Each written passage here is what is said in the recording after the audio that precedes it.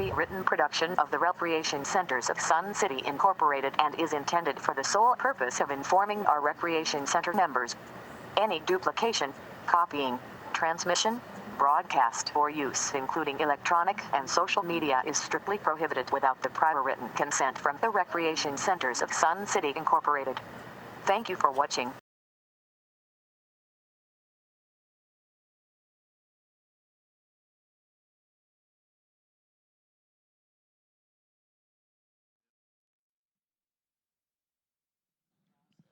Good morning, everyone. It's at top of the hour now, and we'd like to get started on time. Would you please rise if you're able, and we'll start with the Pledge of Allegiance. I pledge allegiance to the flag of the United States of America and to the republic for which it stands, one nation, under God, indivisible, with liberty and justice for all. Thank you. All right, welcome to the Exchange. I'm Tom Foster. I'm president of the 2026 Board of Directors. This meeting is audio and video recorded and is also being live streamed by the RCSC management. Please take out your cell phones or electronic devices and check to make sure they're in a silent mode. As a reminder, verbal or physical aggression toward any member, guest, or RCSC employee is not acceptable. Offenders may be asked to leave the meeting. Let me introduce to you the Board of Directors, our timekeeper, and our management personnel. Director Collins is on vacation and not here today. John Brissett. Good morning, everybody. Director Mike Kopic. Good morning. Thank you for being here. Secretary Preston Keiss. Good morning. Vice President Chris Nettesheim. Good morning, everybody. Treasurer Rick Gray. Good morning. Director Jana Mapes. Good morning. And Director Jim Ruff. Good morning. Glad to see about double what was here last time. So can we double it again the next few? Our timekeeper will be Secretary Keiss. Our management group, General Managers Rebecca Hill. Good morning, everybody. Director of Finance Kevin McCurdy. Good morning. Director of Facilities Mike Whiprood. Morning. Director of Operations Mike Deermeyer. Good morning. Director of Golf Eddie Renio. Good morning. And our board coordinator is Marcia Johnson. Good morning. I also want to recognize Alan Kleinhans, Carla Young, and Miguel Mac the Knife Jackson, who are our audio visual engineers. And I've ordained Miguel with that nickname because I think it was Tuesday, he sang at a Rhythm Ramblers concert, of which there were numerous vocalists that day, but he brought the house down with a rendition of Mac the Knife. So I think, Alan, if you have that, you should play that, you know, because, I mean, he got a standing ovation. It was awesome. Okay, so hope you picked up the document in the back. We'll get to that in a minute. And first of all, Vice President Nettesheim, you had your Mountain View update. I do.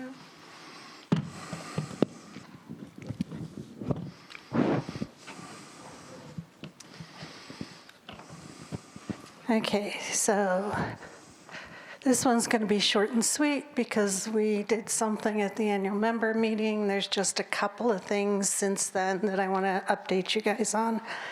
And yet again, I'm going to try and get through the third one without turning the power presentation off. All right, so this is a slide you've seen before with visioning, programming, design contracts, and research analysis for option 3 has been delivered and completed. We chose 3B plus. We talked about that at the annual member meeting. It is 3B with new clubhouse and mini golf building rather than a renovation. You'll see at the bottom of this slide, there's 2 new completions. The first round meetings for the stakeholders have been complete, which means that clubs and activities such as fitness, where there isn't really a club per se for fitness, but members have been able to weigh in on that. So that first round is complete, and all of that information has fed into some of the more detailed schematics that we're starting to see. We also got through our Maricopa County pre-permit meetings. It's basically, there's a provisional permit you get. We found out we don't have to spend as much money on water retention, which was great. It means we save money. We also found out that as long as we pretty much continue to follow the path that we've outlined, we are good to go from a permitting perspective. We have to go get the permits, but they did the pre-analysis and did not see us running into any roadblocks. So that's really good news for us. And there I went. All right, so we are providing Triarch with any additional data requests. They haven't asked for any recently, other than making our members available for them to help complete their detailed designs as they're building them. We're in the design phase. The field survey of existing buildings, there's just a couple on the other side of the pool that will stay.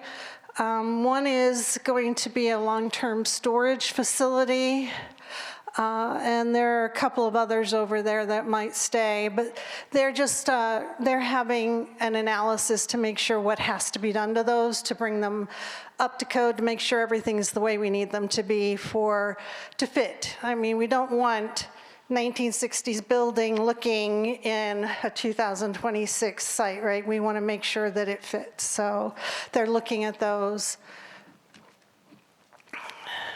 So in the early schematic design reviews, based on member feedback and design specialist input, so we've had a performance-based design specialist, they've got aquatic specialists, design specialists. They've got fitness specialists. We have a lot of people weighing in that they're consulting with to make sure we're making the right decisions.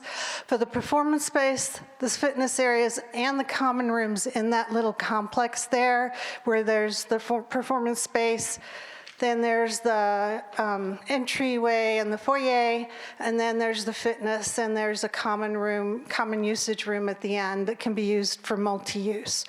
So we have incorporated that feedback. We're starting to see more details come in on how that's influencing where the rooms go, how we want it to do. We've talked about things like sight line from the road. So now we're starting to look at the outside of the building, and nothing's finalized yet. This is very rough drawings, but do we want a big, tall, or do we want graduated roof lines to help the sight lines as people are driving by the road, and for the people that live there to make it more aesthetically pleasing while staying within our budget, because that's the important thing, is that we stay within our budget. And Cross Anderson, which is our CMAR, is fully engaged at this point. They've been at the meetings, they weigh in, they help us make decisions. So right from the beginning, we have people that are skilled in doing construction manager at risk, and that are skilled in helping us stay on schedule and stay within budget. So those, they are there at the table from the very beginning. As an IT specialist, I will tell you, having all the big players at the table from day one makes a difference in what you end up with and how you can stay on budget and stay on time. So it's really glad to have them at the table. And I almost turned it off again. We're going to continue to share our design progress, website, Facebook, email, exchange meetings, any other ways we can think about. We're going to continue communicating. We're committed to keeping the project moving forward. We want to thank you yet again, and I will be saying this throughout. But without the member input, without member engagement, we would not be as far along as we are. So I want to thank you guys because you are instrumental in keeping things going in the direction that we need to get them going and keep them going. So thank you. If you have any ideas, maybe you've worked on a project like this in the past and you see us not using a communication channel that you have used in the past that was highly successful, please feel free to share it with us, boardofdirectors@suncity.az.org. We're always looking for, new, interesting ways to communicate with people. So continue to communicate, follow us on Facebook and YouTube, ask for notifications. So that's the other thing. If you're on Facebook or you're on YouTube and you're following us, you can subscribe, but I would also say ask for notifications. And you have to do those settings either on your computer or in your phone to allow them to notify you if there's anything new. As we come up to the summer, that'll be important because many of you will be away during the summer, away from the heat, and it'll be important for you it'll notify you if there's something new. And if you're interested in following it, that would be good. So what comes next? We're still working on the project calendar. The Mountain View monthly design progress updates, which are these, and the emails we send, the YouTubes that we post. There will be additional stakeholder meetings down the road once they get past this current phase of design. There will be a Tri-Arc final design presentation to the membership. So we fully anticipate that we will share with the members the final design that we develop, because this isn't a one and done, it's a developing design. We know basically what we want, but do we want green floors? Do we want purple walls? Yeah, I know, the lovely color combinations, right? Yeah, we're not going with green floors and purple walls, but you get the idea. And then we'll have shovels in the ground. Our goal is to have shovels in the ground by the end of the year. You saw the picture. If you haven't seen the picture of the annual member meeting, I encourage you to go look, at least in that little snippet. It's like 5 seconds. It actually shows a shovel in the ground in front of the Mountain View sign.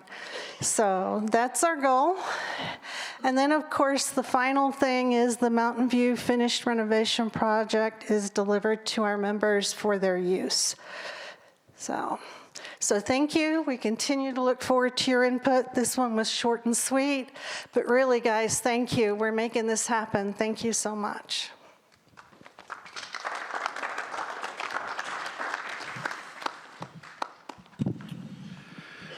Thank you. Let me just throw a couple things in here, and then we'll move on to opening the floor for discussion. One is, as Vice President Nedesine was alluding to, some contractual agreements with the builders. We have done a lot of work on those things, and I expect that there'll be some more negotiations later this week on that, but very close to getting all of that wrapped up, we hope. And then something that you might see the next time you're in the Bell Fitness facility is much larger TV screens in the fitness area. So now you can actually see what's going on TV and maybe even read the notes on the bottom of the screen from a fair distance away. There are much better resolution on those larger screens.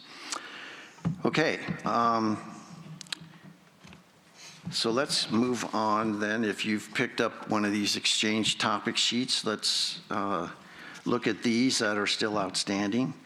Although I think we did address many of them, but let's just run through this quickly. First item was about chairlifts at the Bell Pool, and I recall Vice President Nedesine was explaining that the Sun City Foundation has applied for a grant, I believe, with the Christopher Reeve Foundation for lift chairs for the pool. We may or may not qualify, and if we do not, there is still plans to put lift chair apparently at the lap pool at Bell. The Mountain View pool, there was a concern about furniture there, and since a lot of furniture has been replaced at Marinette, a lot of that furniture at Marinette, what's still serviceable, has apparently been moved to Mountain View. So hopefully that can be utilized and used until the renovations start there. Concern about policies or projects that get started and then whether or not they can stay moving forward. And I think some of those concerns were addressed by Board Policy 16 in the sense that individual standing committees are responsible for certain areas of their responsibilities, whether that's properties or golf or whatever, and they bring then their recommendations, whether that's for design or construction. Those recommendations have to come to the board. The board then rules on those to allow the project to go forward, to be on the PIF 10-year forecast, and to grant the funding. The thought there and the hope there being that as it moves through that process, it continues to move forward. So that was the idea behind that, so that there would be plenty of opportunity for member involvement, committee involvement, and ultimately the board's resolution of those issues. Duffy Land Dog Park has stepped up and brought some things to the board's attention at the last few meetings. They have now followed, is my understanding, followed through on the protocol of requests through the club's office. So that's the upside. The downside is, so are all the other 120-some clubs doing that. So there is a limited number of SIF funds that will be allocated to the various clubs, but that process is starting now. So now and over the summer, those allocations will be made, and then the 2027 budget, as it rolls out, you will see the projects that are going to get funding for 2027. Okay, then there was a concern about tennis courts at Lakeview.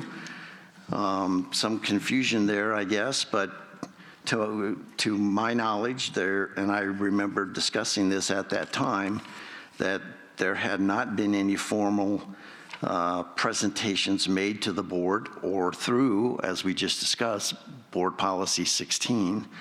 And ultimately, Lakeview is a couple years down the road, and decisions on what happens there will probably take place when those presentations are made at when those presentations get through the standing committee policy, so that they then end up before the board. So at the moment, there isn't anything that I'm aware of for those tennis courts, but they'll likely be part of the broader review of Lakeview a couple years from now.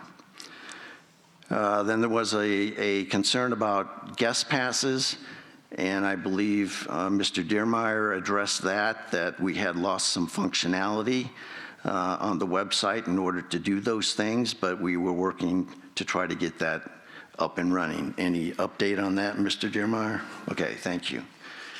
Okay. I think that completes that review.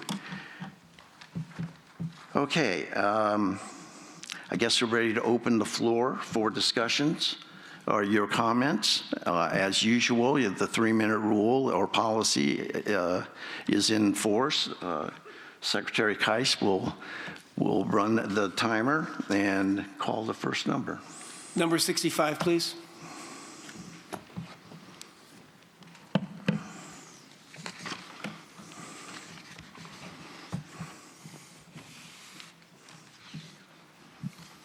Good morning, Lori Ellingson, 133335. I understand RCSC does not have a plan for the future, sometimes called a master plan. Can you please explain to us how building a special purpose theater at Mountain View impacts what is done with the other centers that are in need of renovations? Will we stop using Sundial as a performing arts center? The budget for the Mountain View renovation started out as $700,000 and is now in excess of $31 million. The latest increase in budget was over $3 million, from $28 million to $31 million. Can you tell us how this huge growth in budget impacts RCSC's ability to renovate other centers like Lakeview? What PIF projects were deferred or scraped as a result of the latest budget increases of $3 million? Thank you.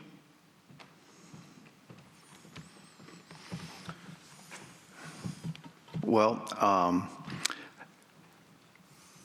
okay, so what happened at Mountain View, as you are well aware, we started with a 6-month process there where we asked you, the members, you had many opportunities to speak with the architect about what you thought should be there or what should not be there. There was plenty of due diligence done on how much usage there was at the different amenities that were offered at Mountain View. The conclusion of that, as I recall, was the membership wanted that particular facility renovated. They wanted to have some form of a theater there or done, and that they wanted that theater at Mountain View. Now, going forward from there, we have looked at a variety of different things, and we have looked at all kinds of different flat floor spaces and sloped floor spaces. We noticed that there are a variety of flat floor spaces in our inventory of facilities today. And I would say the suggestion that the Mountain View Theater is a special purpose facility is a little bit misplaced in the number of different bands or entities that have shown an interest in wanting to use that facility. And I should have brought that long list that I remember Vice President Nettestein reading at a previous meeting to give you a flavor of how many others, and we're talking dozens and dozens and dozens, perhaps, in fact, the architect used the word thousands that had shown an interest in that facility. So now where Ms. Ellingson's suggestion of beginning at 700,000, that I can't verify that. I know that it's always been, as we looked at it, this board has looked at it, it's always been north of 25 million to do all of the things that were being suggested there. There was a little bit of an edit to that 3B, I think it was called, addition, to to add a couple million in order to fix a couple of those outbuildings so that there was better amenities and especially restrooms out further away from the main building. That seemed reasonable. As whether or not the funding was there, that we look at very carefully. The PIF funds, as you know, are based on whether or not we're selling homes, because that's where the source of that capital is coming from in order to do the long-term maintenance and capital investment in our facilities. So we look at that, and we have a 10-year forecast of that, and I know it's controversial, and there are a variety of opinions about that forecast. But the point of the forecast is to look at the balance of that PIF forecast and the PIF funds, and to look out through time as to whether or not there would be adequate funds under reasonable assumptions in order to complete the projects that we're trying to do. So I think that when we do that, and you may argue about those assumptions as this is reasonable, that's not reasonable, but I think at the end of the day, we can't borrow, at least nothing substantial, under the Articles of Incorporation.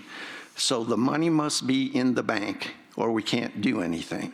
And we look at that PIF forecast to make sure there are adequate funds available in order to move forward. The board is satisfied that there are adequate funds there and that under reasonable assumptions, there will be continued funding to that PIF account in order to address future projects in that 10-year forecast. Secretary Kais? Also, to go along with that, as we've explained in the past, I had the same question about how projects that are on the PIF forecast got there and the data behind them. So I sat down and talked with Director McCurdy about it. And there really is no data behind the numbers that are currently on the PIF forecast. There hasn't been looks at them. They haven't talked to engineers. They haven't gone to, the money is just put there as I was told. The numbers were kind of grabbed for a lot of it. So the only way we're going to find out how much a project actually costs is to get into design, is to get in further on down, and that's the way we're going to find out what the project actually costs, because the PIF forecast is just that. It's a forecast, and there's not a lot of information behind it that says this project is going to cost X number of dollars. Okay, thank you. Anyone else? Call the next number. Number 66, please.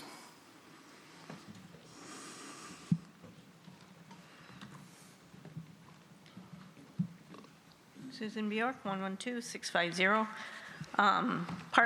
This is not what I came up here for, but neglected to answer the part of the question of what's going to happen to the space that the clubs use if they're going to move to the theater.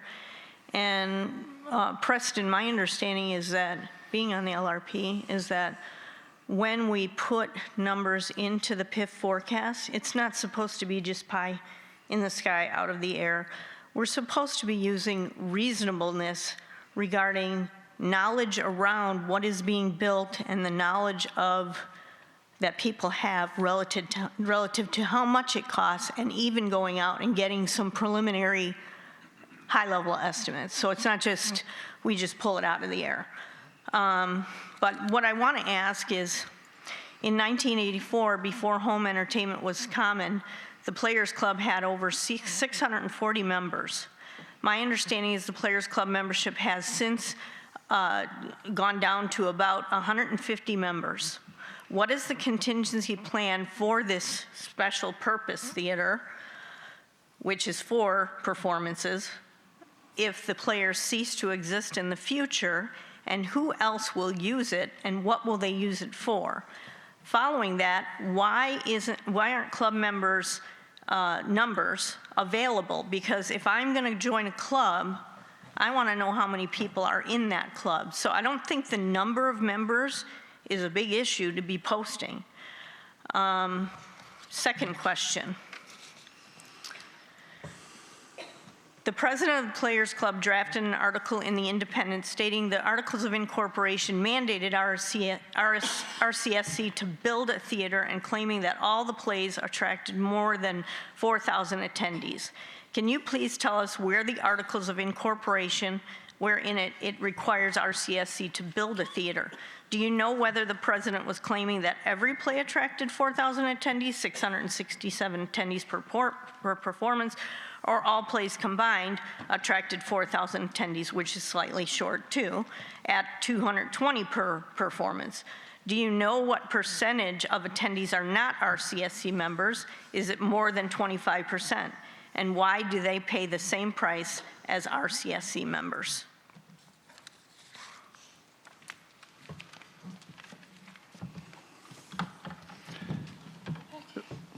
Vice President Edestein. All right, so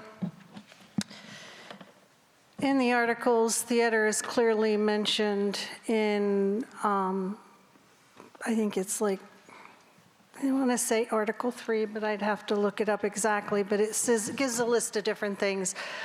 Theater is there, okay, to meet the social needs of the members.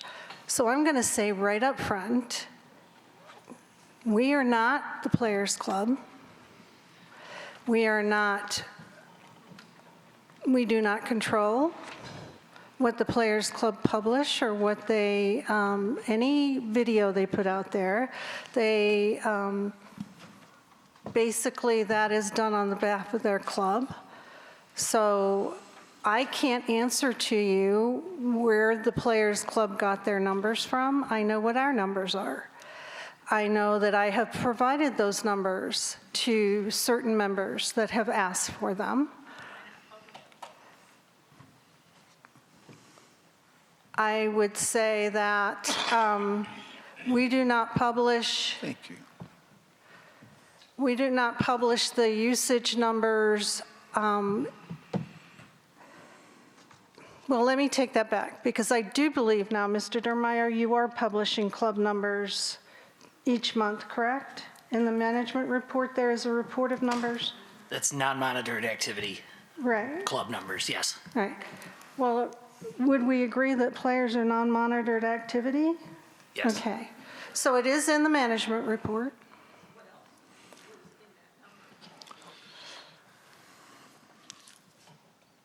That I can't answer you very specifically, other than that it's non-monitored activity, it's self-reported. But I want to be clear, the players are not unique in that. Every club in this community self-monitors and reports their own numbers. Every single club. The only monitoring that we actually do are at our facilities, where people come in, scan their badge, and they're going to go play pickleball, or they're going to go swim, or they're going to go tennis, or they're going to go whatever else they do in the facilities. That is the only monitored activity that we have. Everything else is self-monitored and self-reported. And it has been an honor system that we have used in this community for some time.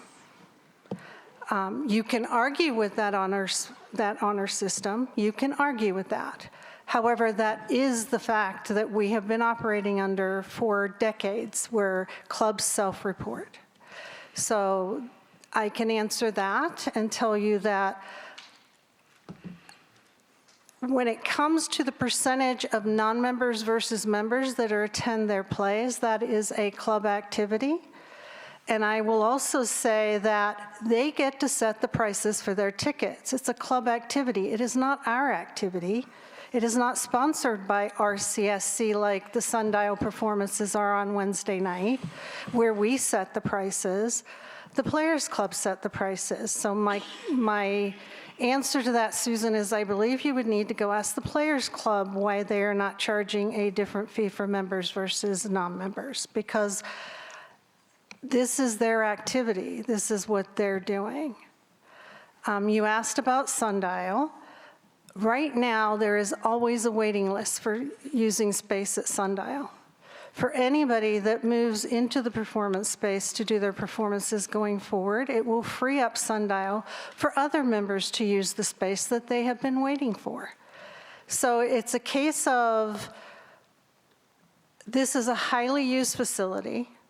If we free up space, there will be members that will use it.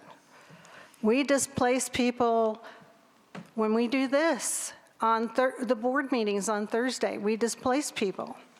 So, there are things that we can do that allow more club activities for our members. And I know that there's been a lot of talk about the fact that live performances are dying. I would argue the movie houses, yes, they are struggling. They have less people coming. But I think Taylor Swift and Beyonce would argue very clearly that live performances are not dying. Not saying we're doing Taylor Swift or Beyonce performances. My point that I'm making to you is that you can't make generalized statements, just like I can't use Taylor Swift and Beyonce as the metaphor for this. You can't make sweeping statements that all Gen X people don't want to go to live theater. You just can't. There's no such thing as everybody feels one way.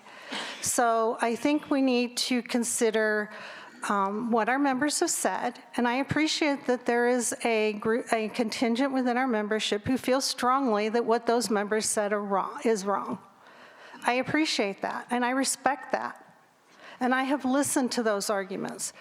But equally on the other side is another group of members who are arguing the exact opposite.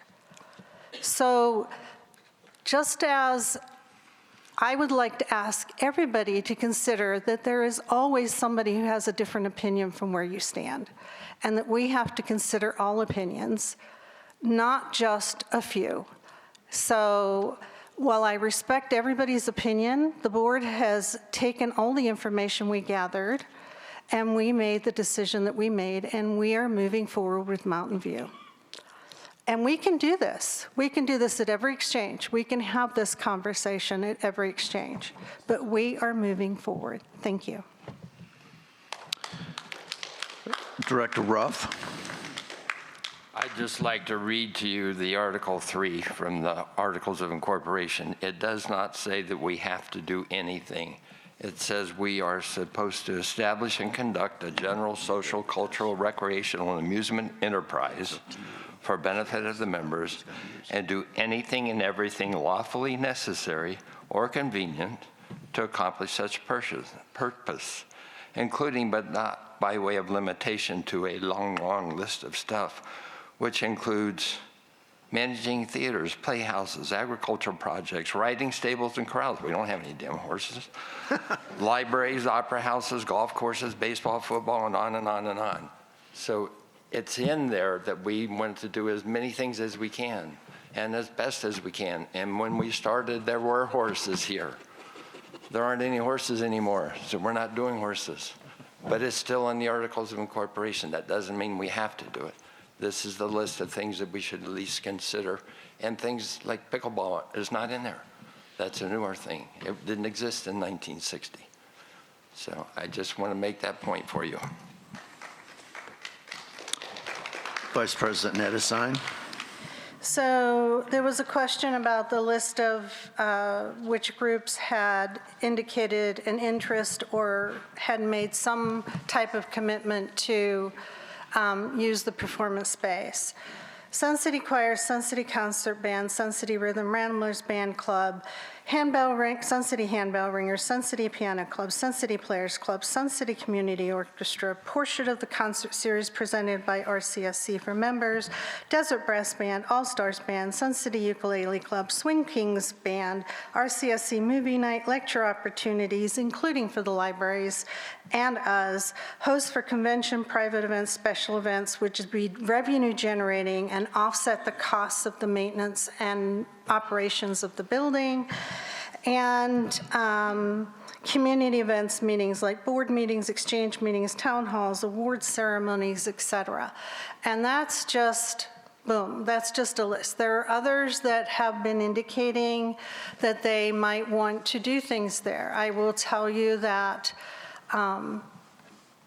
we have done a lot of research. The members haven't seen all of the research we have done, but we have done a lot of research. We've done research into flat floors and slope floors and looked at different things. We've done the research about what's available. This was not a decision that was taken lightly, and it was not a decision that dismissed other people's opinions that did not think that we should do this. We weighed that in as well. So, thank you. Okay. Number 67, please.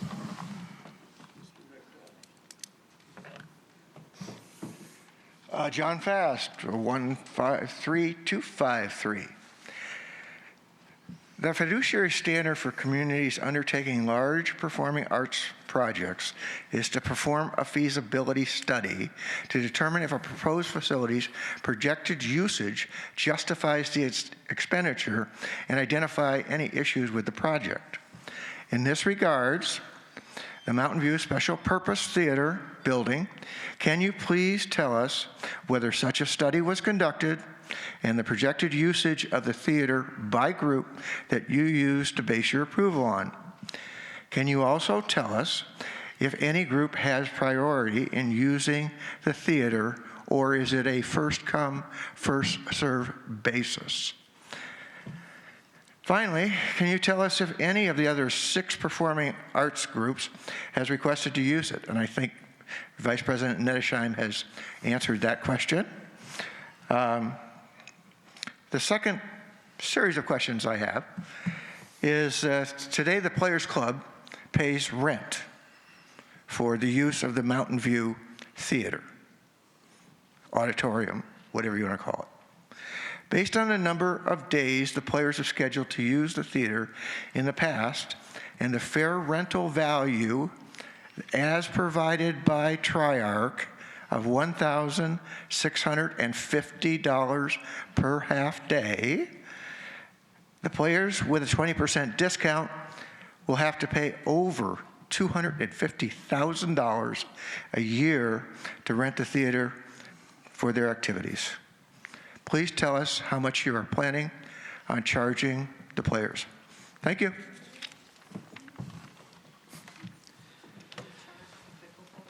Well, John, I would refer you back, as I mentioned earlier, the 6-month time that we went through and talked to as many individuals as wanted to speak.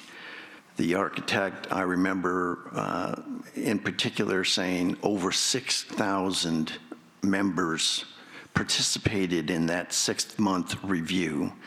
And from that review, they came to the conclusions of what demand there might be for such a facility. And they also showed a slide in one of their presentations of the utilization of that facility. It certainly was highly utilized during the fall and the winter when everyone was here. And then during the summer months, they were filling in the gaps with renting it for other opportunities like conventions or conferences that would be fundraising for the RCSC. That, I believe, is where that rental number came from.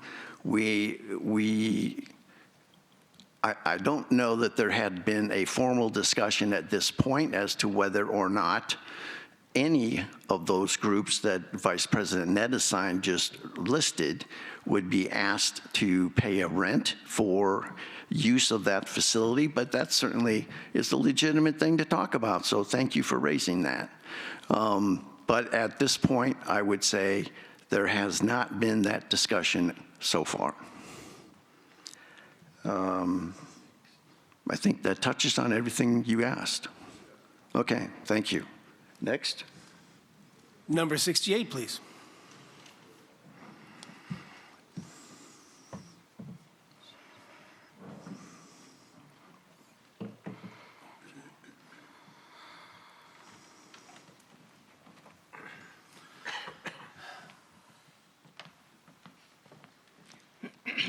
excuse me, Jean Totten, 148753.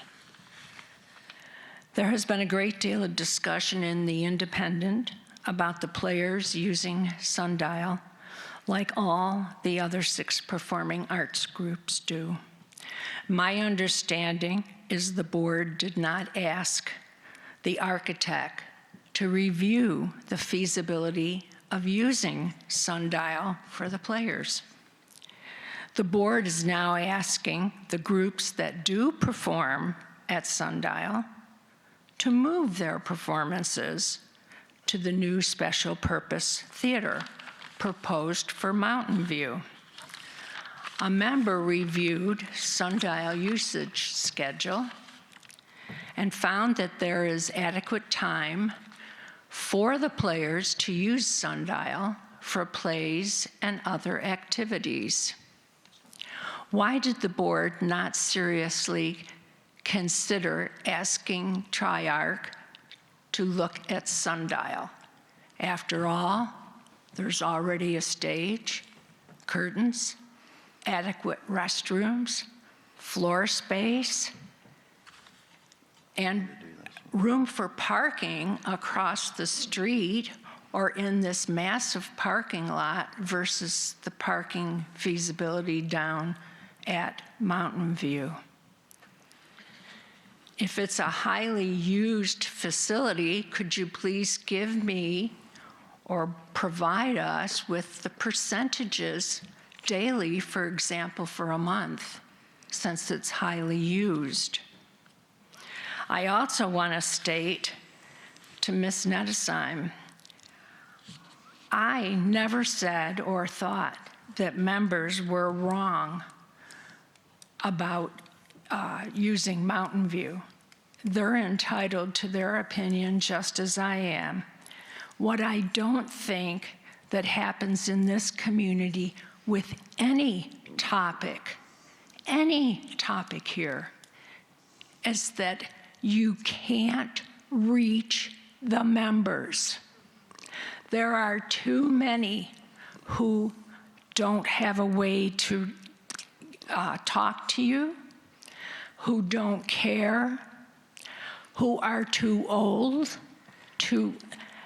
If you were to take and put a question out and ask the members, do you believe in spending such and such dollars for a building at Mountain View for a theater, I could almost guarantee you would be told, no, thank you. Thank you.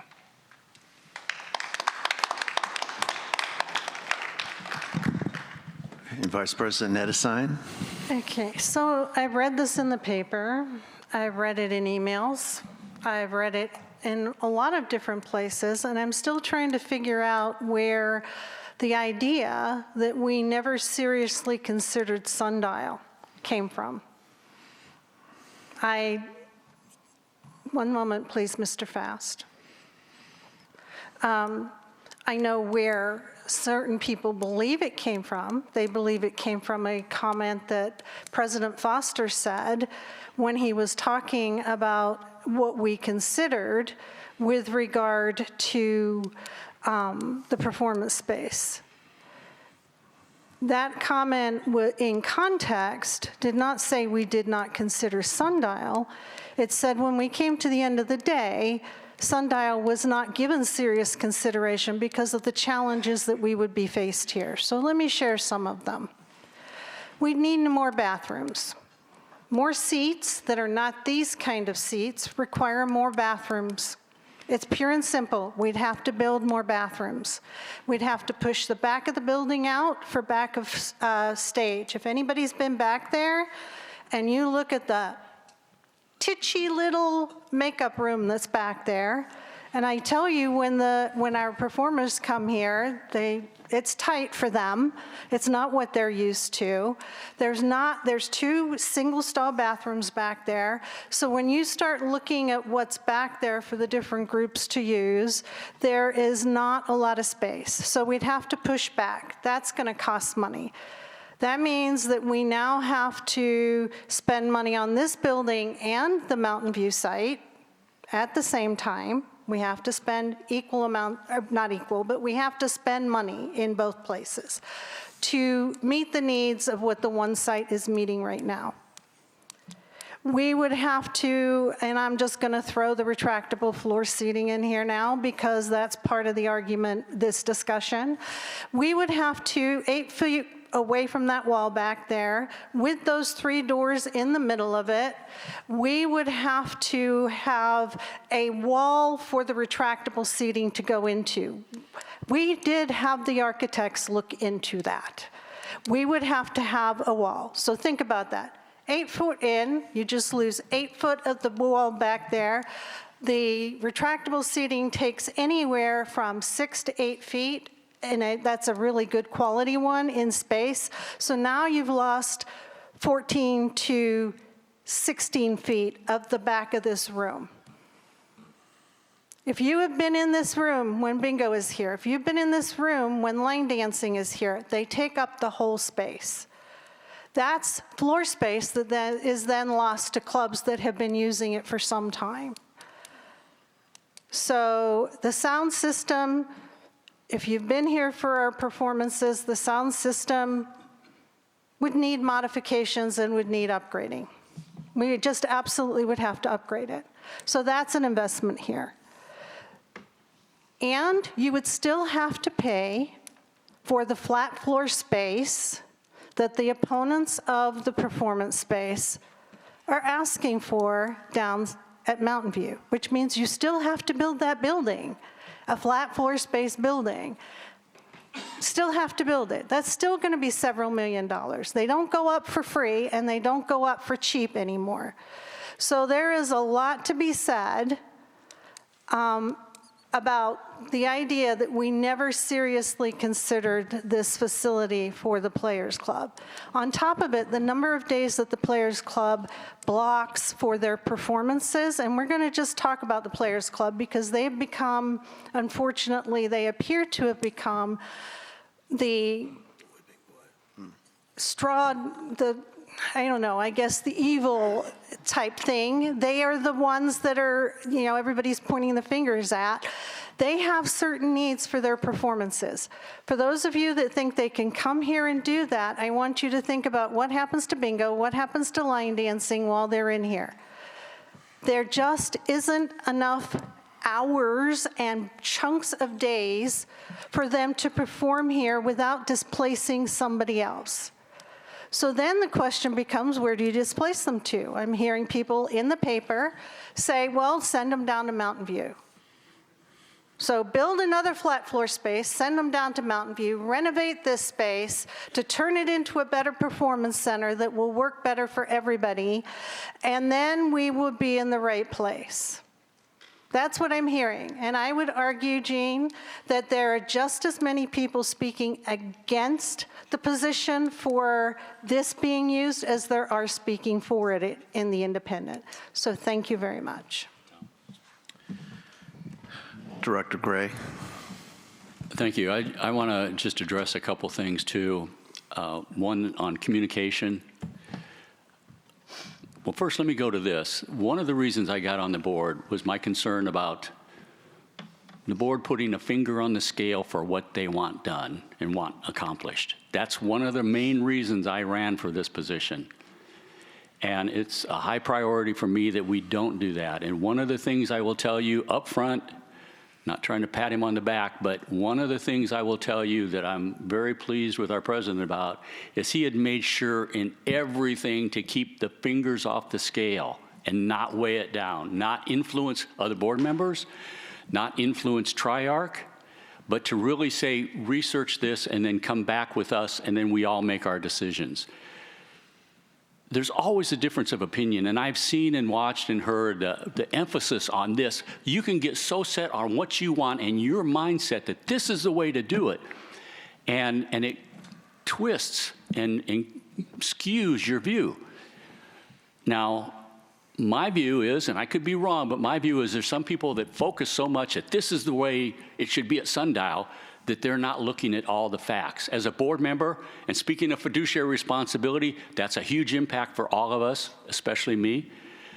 We can't do that. We have to look at all the data, all the facts. And I think, again, this board and our president in particular has been very strident in making sure that we do not put a finger on the scale. And we have looked at Tri-Arc. We have not influenced them to go one way or the other. The feedback, as the vice president has said, has been generated from them and their perceptions. And no, we can't get every member to communicate with us. But all the ones that did, and we've had a huge number of members that have. So as a board, we have to be basically looking at those that communicate, reaching out, again, as the vice president has encouraged people in her talk on Mountain View to contact us. If there's a better way to reach you, let us know. But the majority of people here are happy. They love our community because it's such a great community. They've got things to do. And unless something comes up, and again, I'm astutely aware of this, being in politics, if something comes up negative, it'll raise attention. We're not getting that. We have a lot of people that are extremely happy with where we're going. They want to see Mountain View done.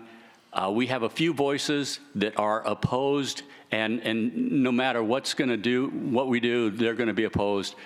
But we have to look at what's fair, what's right, and what's good for the whole community. And I can, again, assure you, one of the things that I'm happy about with this board is that's our focus. And so, again, we can't get everybody involved, but part of me is like, if they're not, they're happy. And that's our purpose, is to make sure our community is enjoying the community, they're enjoying their resources, and continue that on for years to come. That's our goal. And again, it's one of those things where people are going to have a difference of opinion, but you know, we can't please everybody, but we can make sure that we do what's right for the community as a whole, and that's what we're focused on. Okay, Director Ruff.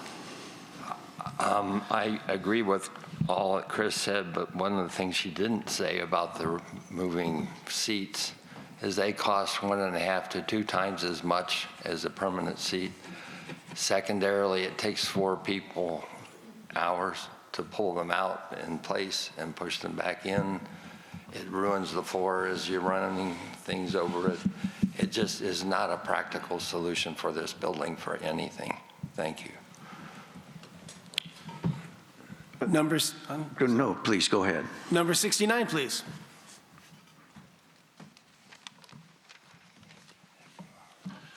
Good morning. Dennis Christ, 124779. The architect and their contracting partners have done a great job of getting the estimated cost of this project during the programming stage, and has broken it down into 8 elements. Can you please tell us the estimated cost of just the building of the special purpose theater, and whether the cost includes a substantial excavation and design work required? And also the average cost, I'm a numbers person, the average cost of running a performance arts theater is estimated to be $50,000 a month, per the financial models lab, and that equates to about $600,000 a year for a building that's probably going to be underutilized. Is this additional expense included in the 5-year forecast? Just a side note, I did a quick estimated usage of the Performing Arts Center if you just look at the Players Club, and it's pretty dismal. It's like less than 2% utilization of all of the seats. And I would like to know how you're planning on managing this facility, because we really haven't, you said that there's going to be 6 clubs using it, and I would like to see if there's going to be anything done with getting a professional manager to bring in acts and actually allow other,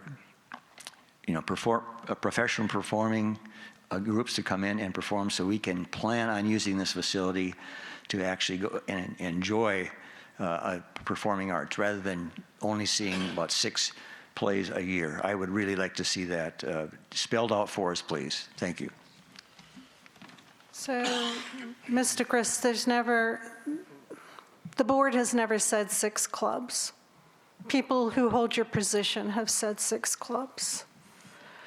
People who have questioned the performance space have said 6 clubs. We have listed multiple times the different clubs that could be down there, and there are different opportunities. With regard to $50,000, I'm pretty positive the Phoenix Theater Company downtown may cost that to run their facility, but they're not going to be our space. They're going to be somebody who has things like 50-foot flies and orchestra pits and things like that, and that's not what we have. They're going to, in that 50,000 are all the people that have to man the facility when they run performances, all of the concessions that they have to man, all of the overheads for food. I mean, in that 50,000 is a lot of things that are not going to be in our performance space. So I think we may be comparing apples and oranges. They may have the same name, but they're not the same thing. So I would argue that that might not be the best example to use for our particular performance space. With regard to how much each of the buildings cost, I believe when we did our presentation last March, the cost for the building for the performance space was listed there. I will tell you that it was actually listed as the large block, so you can go look at that. I don't have it at my fingertips today, but you can certainly go back and look at that. We did hand out presentations during that, so there would be some pricing associated with that. I will tell you we don't have the definitive budget for the space because we're still getting there. What we have is an overall cost for the site that we will not exceed. So we have that.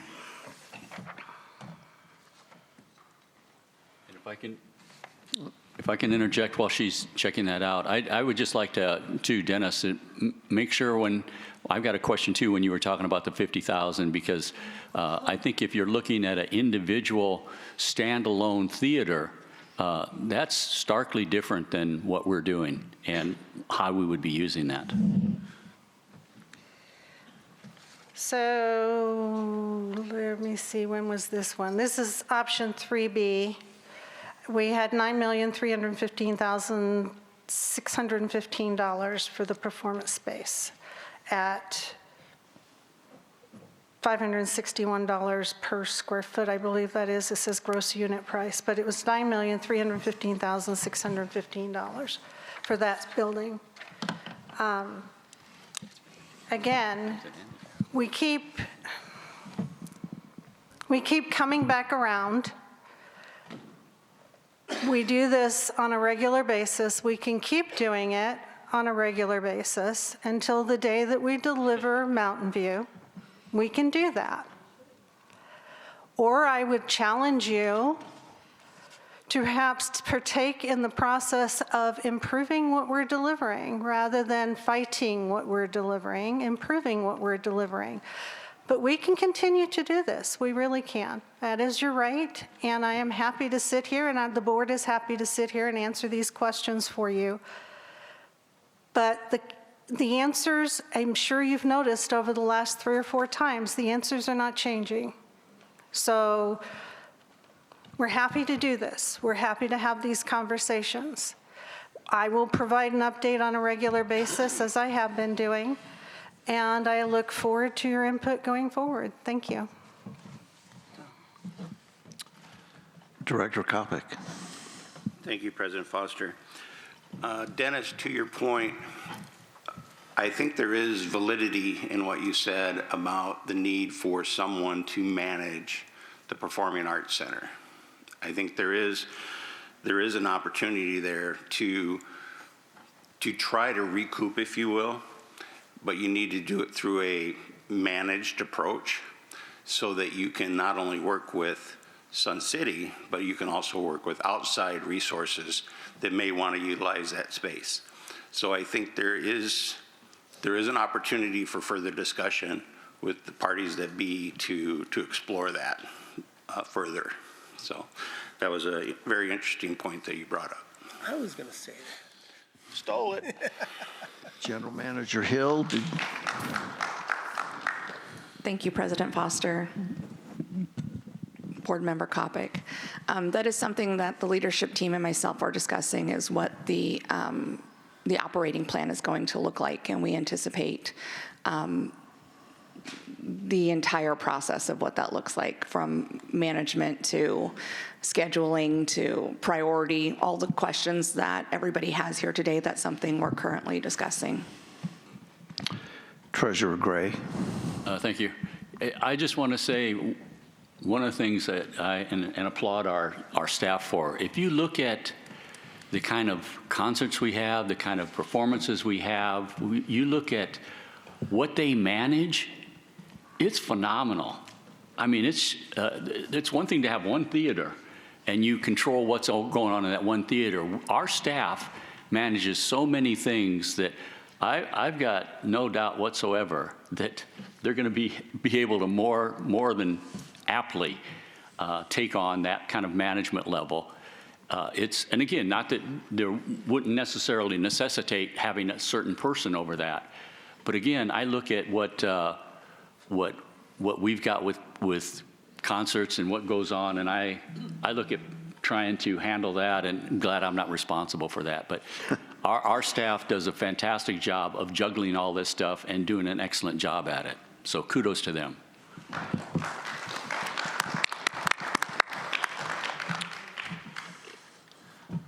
Number 70, please.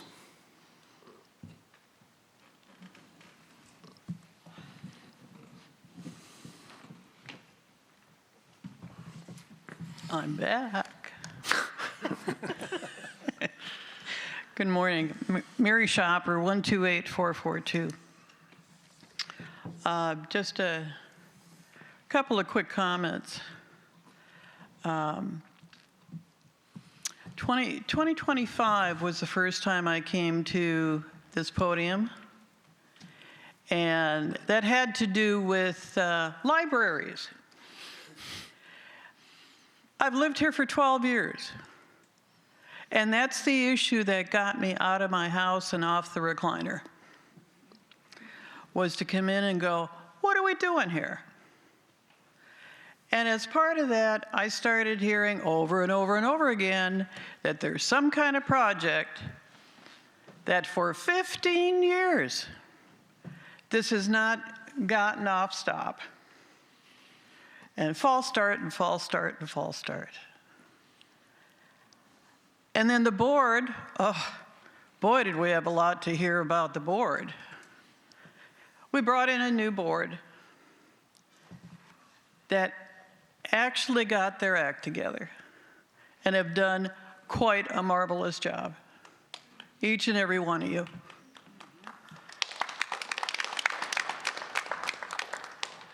I encourage the people that still have questions to bring them forward in different formats. By all means, get your question out there. But as it relates to Mountain View, there were town halls. There was the exchange meetings. There was board meetings. There was all of this about money. And Tri-Arc came in and made financial presentations. And yeah, I've been in business a long time, so when it came to numbers, I didn't fall asleep. And what it would look like. And the camps came up, different camps for different issues. And after 6 months, there were town halls of here's the information. If you haven't heard about Mountain View, come to a town hall. And then it became a vote of the membership that the 33,000 people would have an opportunity to vote by the membership. This is what we're doing. This is what we're looking at, Mountain View, and what we would like to do. And the membership said yes. Since that time, I encourage people, if you don't know what's going on, ask.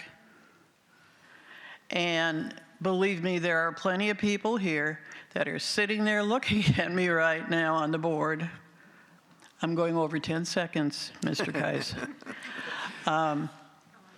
That there are plenty of people here on the board that are more than willing to take on a question and to say, I will have someone call you, write an email, or I'm glad you shared your opinion. Give it a couple of months. If it's not answered, send an email. It works very well. Thank you, Mary. Treasurer Gray. Yeah, Mary, I just want to say we have a certain similarity because the library issue pulled me out of my retirement too, so thank you. All right. Number 71, please.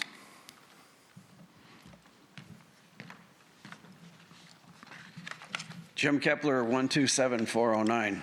I made some additional notes this morning.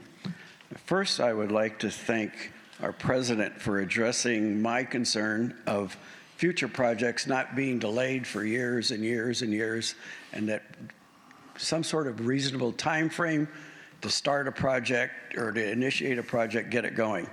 I also like to thank Director Gray for his comment on board influence decisions instead of membership influence decisions, because that's mostly what my comment was about. And I'd like to say on my comments about Mountain View, I have nothing against any of the board members that are sitting here. In fact, my opinion is too bad this board wasn't in charge 8 years ago. Now, here's what I was complaining. I was 72 years old when this Mountain View project started. I'm 79 this month, and it won't even get started till next year. So I'm not mad at you guys. I'm mad at the process that it took 8 years to get from point A to point B. And looking up construction costs since 2020, Google says in Arizona it's up 40%. But I thought, I'll take half that number. So when we talk $30 million for a project, that's $6.5 million that is going to cost us by the delay of waiting this long. What does Sun City have to do to raise that kind of money? That's 1,300 homes have to be purchased, or 9,560 yearly assessments. I know that fund doesn't go there, but that was what it would take to get the $6.5 million back. I was a little bit concerned, my last presentation, people were upset over my shirt, over a word that had to do with manure. I would like to say people should be more concerned about $6.5 million and 8 years, because things shouldn't take that long. And I know a lot of you work for companies, and we could guarantee each other that if I was in charge of a project and it took me more than 2 years to get it off the ground, I would have been fired. I think we can agree that 8 years was way too long. So I thank the board for finally getting this going. It's nice to see that it's heading in the right direction. And hopefully people will be more concerned about money and time and not so much what was sitting on my shirt. Thank you.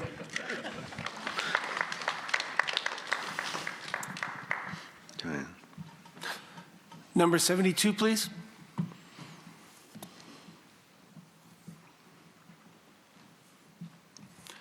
'73, does anybody have a number left? 70, is there 70, was there a 72 first? No? Then ma'am, 73, you're up. I think she got 72.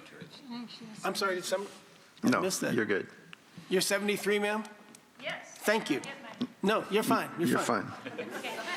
Excuse me, I have not done this before, so and I may be a little ineloquent. Linda Parker, 178641, probably. Anyway, I apologize that I'm not here about the Mountain View Theater. No. I'm here about the Mountain View pickleball courts. And, as with the last gentleman, I'm here about manure. I wanted to bring to your attention the problem that we have at Mountain View with the pickleball courts having bird droppings. And as you may or may not know, bird droppings contain numerous diseases, over 60. And I have gone, and you know, the balls hit the manure, and then you pick your hands, you pick your nose. Not good. And I'm concerned about this. So I have gone to the janitorial staff at Mountain View for several years. They are frankly probably very tired of me. And the last time that I went was before we had a tournament, and I said, you know, we need to do something about this because people are coming. They came down, they looked at it and said, no, that's paint. And I inquired as to what they were painting and got no response. Anyway, it's on the courts, it's on the railings, it is a concern. And it's not a concern when we play at Marinette. And I don't know what do we do to attract birds and they do to dispel them, but I would like to, and I also contacted RCSC, and it did improve for a bit, but it's back to where we have the courts cleaned once a month, and so once a month we don't have bird droppings the next day.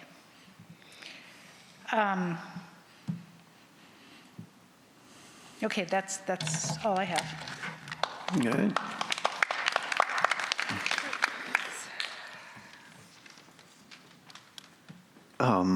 Mr. Ripperoo, do we have a schedule for cleaning tennis and pickleball and mini golf and on at the current Mountain View site?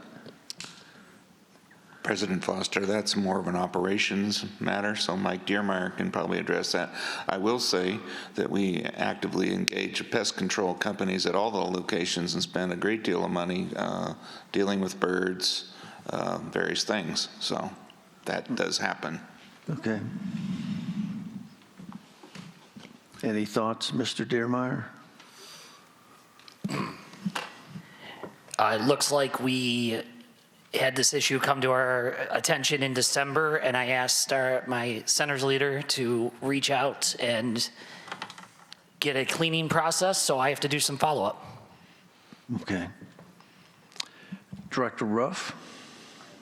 I probably shouldn't even say this, but I was playing pickleball yesterday, and my brother's got a bird delivery to his hat. That's good luck, by the way. It's supposed to be good luck. Sounds that gross. was at Marionette. Yeah, it's gross, but it's good luck.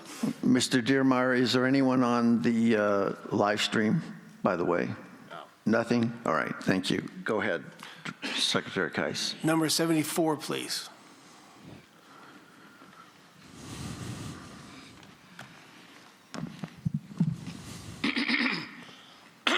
Excuse me. My name is Michael Scozen, membership number 148709. I spoke at the last exchange. Some of you may recognize me talking about the Dufferin Dog Park. I see where that Bill Agee, if I hope I'm pronouncing it correctly, submitted a request to the club, but I want to make sure I'm understanding the improvements is something that's adding to the park. I think there's some water, there's some other things. My question again is about the maintenance and what, if any, but met with Mr. Diermeyer, who was kind enough to give us some time. I was there with Phil and Bill, and we were talking about, we feel is the lack of maintenance, the 1 day a month, and the general condition that some of the things that need to be done or need to be addressed. And there seems to be this phantom agreement that says club members will pick up the slack, so to speak. And we never did see that agreement. Mr. Foster, I think you even asked, do we have a copy of it? And I think as of today, still no one has showed you or me or Mr. Agee this document to where members are responsible for the maintenance. So that's where I'm at again today, because I don't see if an hour has been added, a day's been added, or any funds been allocated to provide more maintenance for the park.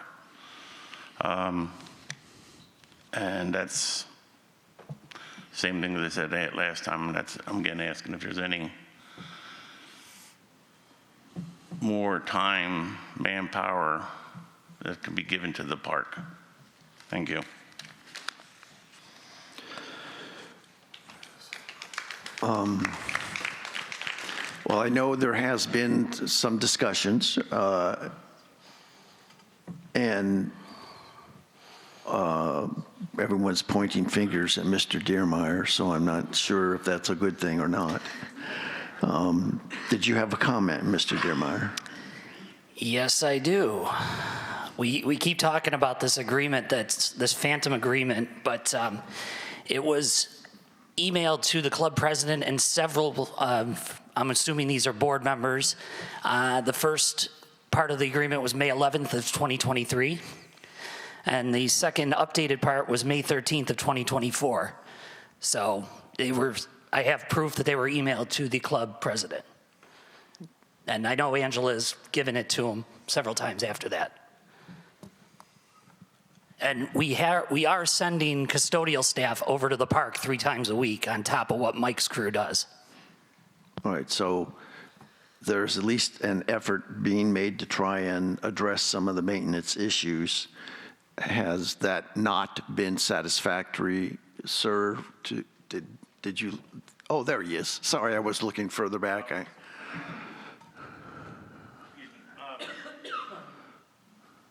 want to be clear that there's maintenance being done, but again, like the trees, I'm going to keep bringing that up. I know that's a special contract that has to come out of different funds. I mean, what's being done is being done, but there's still more that needs to be. And I understand, and I think there were some discussions of perhaps trying to allocate something to the tree issue, and perhaps I should just let the clubs address that. Director Mapes? Yeah, we had a meeting with the club, Duffy Park, and several people with them, and with Mike Dearmeyer just last week. And we discussed the trees, the water, what we can do for grass. The thing is, we don't have our budget done yet. We're just getting our numbers. So we have to get them into place so that we can do something. I've researched the APS-approved trees so that we make sure that they're safe, they're hyperallergenic, they're safe for dogs and people because there are poisonous ones on their list. I have compiled this list. I have pictures of all of them, and I'm going to be printing that out to give to Rebecca and Mike and the rest of whoever wants it, so that we can go over that list to find the perfect tree, or trees really, to put there that are going to hold up with very little water maintenance. That's our whole thing, because we do have to cut our water usage, and we're going to do it wherever we can. So we're looking at all avenues. I don't know what we're going to do with water. That's got to be planned out and discussed. So that's going to take a little while. But we're working on it, okay? Thank you. All right. Go ahead. Number 75?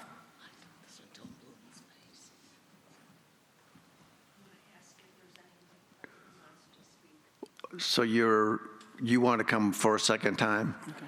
Is there anyone who wants to speak who has not yet spoken? Ruth? I have 77. You have 77? 78. And 78. So are the intervening numbers, they left? I guess they can't respond if they did. So Jean, you're 75. Is there a 76? I'm 76. Lori, you have not spoken yet, ma'am. She spoke one time. You did? I'm sorry. Yeah, you were the first one. Hello. So then 77, please.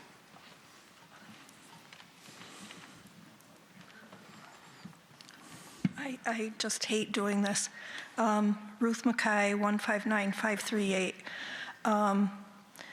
Number one, when I came here in 2021, I came to a meeting. I was given out a sheet of paper that said this is the budget for the next year, and it included projects for Mountain View to make it into this beautiful, wonderful place. And it was over a period of 5 or 6 years that they were going to do these projects to make Mountain View into a beautiful place. And I added up the amount, and it was over $40 million. That was in 2021. So I don't think 30.1 million is that bad. Number two is, I think if you went into any community and said to the people, does everybody in this community have communication about everything that's going on in this community, you would discover that there would only be a certain percentage of people that knew what was going on, because people get busy and they're not interested, as long as they're happy, they're not interested in what's going on in the community, and you can basically see it every time at these meetings because hardly anybody shows up unless they're mad or discouraged. The only reason I really came up is because I'm just a little concerned that the calendar for Mountain View is still not available, because I suggested it back in November, and then it was told, well, we'll have it at the beginning of the second quarter, which is now, and we still don't have it. And Chris said we're working on it, and I don't really understand what the big deal is about just a generalized calendar. It doesn't have to be specific, like, oh, on July 20th, we're going to do such and such. It's just a general calendar. So I don't understand what's taking the time. Thank you. Thank you, Ruth. We're a little delayed. We have been working through the contract, the design, finalizing the CMAR primarily contract. That is where a lot of those, around this time this is going to happen, that's where a lot of that information will be coming from. So that's why there's just a slight delay. We are hoping to get it published. It will be published under the Mountain View page that we have. Once we have it, we'll communicate it out. But I'm hoping, and I am saying this sincerely, I'm hoping that we would potentially have it done the end of this month, early next month, but we need to work through the CMAR, which we have not worked with a CMAR at this level before, so that the contract, what's the right word for it? Finessing the contract, that sounds bad, but what I mean is making sure that the details of the contractor are protecting RCSC and doing what we want it to do. And the CMAR is the one that's going to be able to give us that more of that information. And obviously, because we're still working through that, you know, they're talking to us, they're at the table, they're meeting with us in good faith. We hope to have that done sometime within the next week or so. So then we should be able to get there. And it's going to be a list. Right now, it's going to be a list calendar. It's not going to be like a Microsoft calendar with days on it. It's going to be a list that have key moments. Like the first one I'd like to see on there is, you know, shovels in the ground. What date is that? And let's work back from that.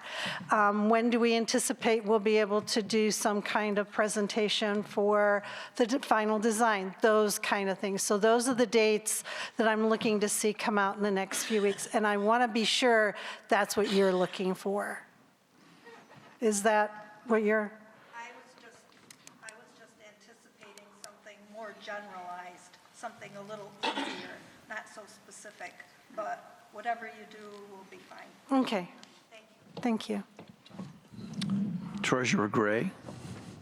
Yeah, one of the things I do want to say is I appreciate the whole general concept. It's kind of like with our budget, when we put a placeholder, then people expect that to be exactly what it is. And as Secretary Kai said, sometimes it's just general. So the calendar will be a little more specific. But I do want to say, and I'm speaking from a former contractor. Now, I was a sub, so I didn't have all of the projects to be under my authority. But I just want to let everybody know, one, I've watched our president as he goes through these contracts, and they're complicated. And again, close your ears, Tom, because I don't want you to get your head really big. But the detail that he's gone into and how he's worked to protect our community and making sure that some of these little details that are a little questionable, that might put us in a little more precarious situation, he has worked to overcome that. So there's a lot of details that people don't appreciate, a lot of work that has gone into this. And I don't know how many hours you've spent on this. I know I've reviewed some of that, and he's caught things that I didn't catch. So I appreciate that.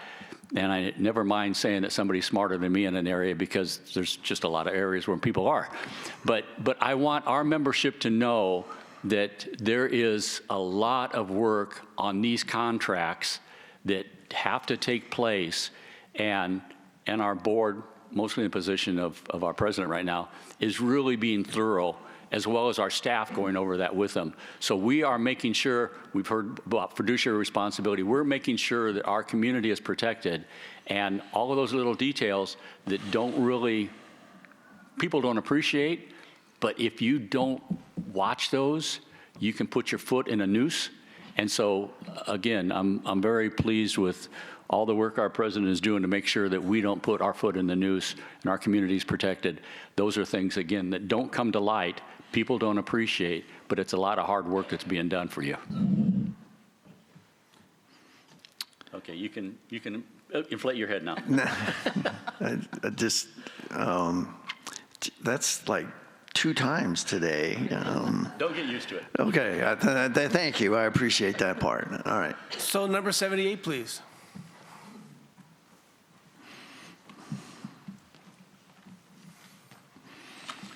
Tad Daughters, 117436. I'm on the board of the Players, so I do have some figures that are fairly solid. As far as membership is concerned, I don't know where the 600 some odd figure came from. I've been associated with the Players since 2009. I know it has been significantly more than what it currently is. With COVID, we were down under 100. We're now around 170 members.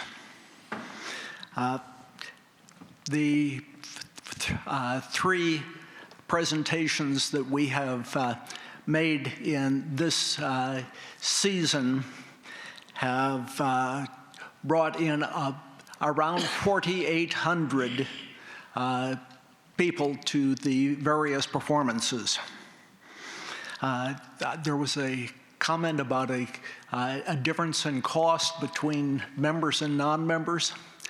There is no such difference. We do have the lowest ticket price of any community theater in the Valley. And as far as what rent is concerned, we do pay RCSC a setup fee for each chair for paid performances.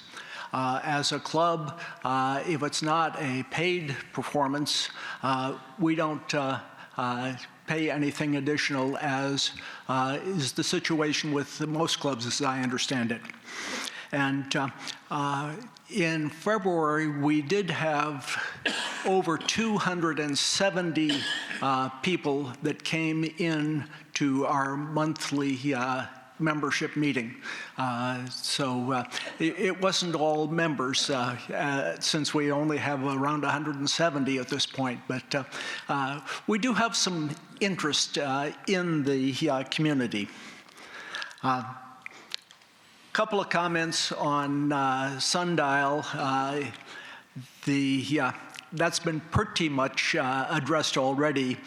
There's not much in the way of backstage space available, but if we were setting up a set here, it would be a real problem with other performances while the set was here. So that's another good reason not to. Thank you.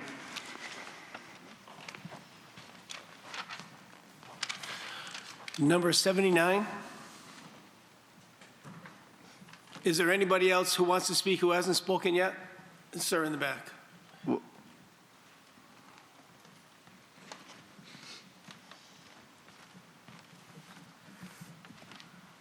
Ed Dan Ness, 313-616.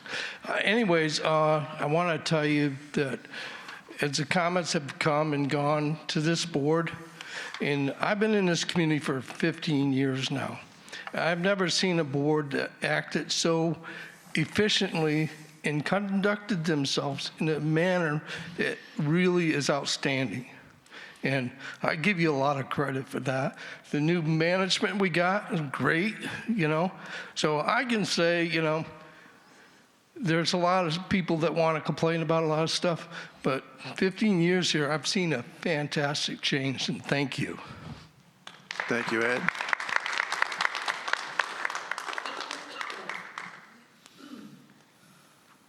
Ma'am. Mary Sukup, 131008. This has been bothering me for a few meetings, so I'm glad I have just a half a minute to speak. I've sat here for the last 4 years probably. I mean, I came spottily before that. But I've sat at almost every meeting, and I've heard the players come up and talk with you. I have yet to hear any of them ask for the moon. I've read things in the paper how the players are asking for all this, and I'm going, wait a minute. I've been at those meetings. I've even heard players' representatives saying something was offered to them, and they went, oh, we really don't need that much. And so when I started hearing, you know, these people saying that they're asking for everything, it really upset me. And I've been sitting here for about the last 6 meetings, waiting for an opportunity to get up and say something. And I don't have, you know, I go to the players' things. I think they're wonderful. I don't, you know, I've never seen them be abusive. I have seen other clubs come here and ask for the moon. Clubs that I've been a member of before. I just want to compliment the players on their presentations, and just want people to know, if they're listening here, that, you know, that's not what's really going on. So thank you. Thank you. Is there anyone else who has not yet spoken who wishes to speak today?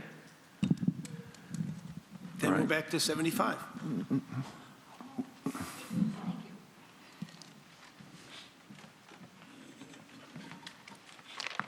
Jean Totten, 1487538. I'm so sorry you waited all this time to speak. You could have taken a number any time and come up and talked. Couple comments. I'm not sure there's a question in here. Did you say you did do a feasibility study for Sundial? And if you did, would you share it? We did. We asked the architects to do research and analysis of Sundial for what we would need to do here compared to what we currently have. Okay. They did part of that in the presentation. The parts about the bathrooms, that's something they shared with us in a conversation, but they did do that in the presentation. March September. Okay. And so they did that. So My time.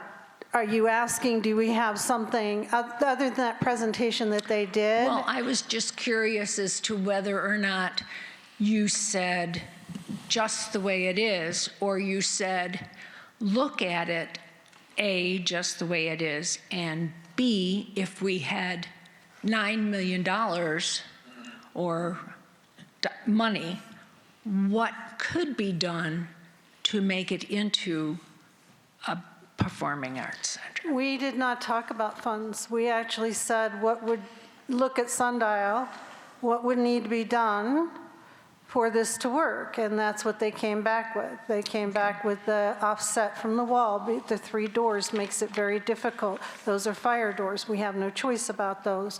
There's just a variety of different things that they did that we asked them to just, we didn't talk dollars, so we weren't looking to constrain them by saying, oh, you can only look at it if it costs this much. We just said, look at it from the perspective of, is this a place that could be utilized in this way if we had to make changes? And I think there's no argument that anybody has that changes would have to be made. Oh, definitely. So, for instance, did they say, well, the back would need to be expanded for more backroom space and a makeup room and bathrooms? Did they say that? They said the back would need to be pushed out, more bathrooms, for the type of seating. Yes. That's all I wanted to know. We did have those conversations. We didn't ignore this place. But it's not written down anywhere. Other than what they presented to you in the presentation, the town hall that we did, which they did address Sundial. Yeah.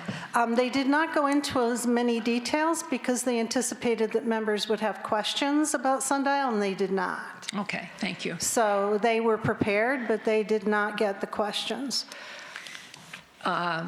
Comment, different, if there are, and quite a bit of my time was used by you, Chris, so if there are thousands wanting to use the building that you are constructing, why are they not using it now?